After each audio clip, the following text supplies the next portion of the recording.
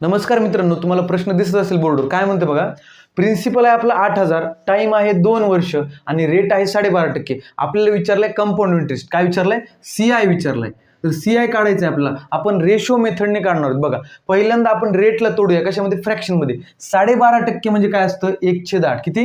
1/8 असतं. मित्रांनो, याला म्हणायचं प्रिन्सिपल, याला म्हणायचं इंटरेस्ट. बघा, आपल्याला हे 1 वर्षाचं येते बरं का. आपल्याला दिलाय टाइम 2 वर्ष. बघा, 1 वर्षात लिहूया. 8ला बघा, 8 मध्ये इंटरेस्ट ऍड केलं तर काय होते? आपलं अमाऊंट तयार होते. 8चं 9. दुसऱ्या वर्षी पण सेम तसंच करायचं. 8चं 9 झालं. आता मित्रांनो, मल्टिप्लिकेशन करा. 8 8 64, 9 9 81.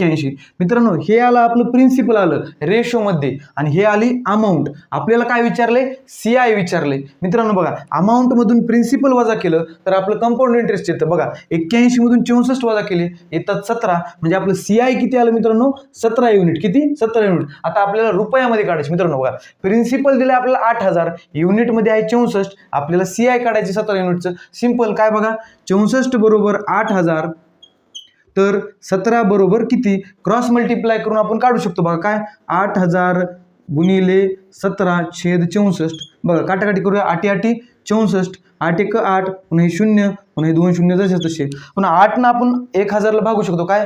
8 जर 1000 भागितलं तर 125 येतं. आता काय राहिलं? 17 गुणिले 125 करायचं. सिंपल आहे. काय? 17 5 85, हातचे आले 8, 17 2 34 आणि 8 42, हातचे आले 4, 17 1 17 आणि 4 21. म्हणजे आपलं CI काय आलं मित्रांनो? 2125. धन्यवाद.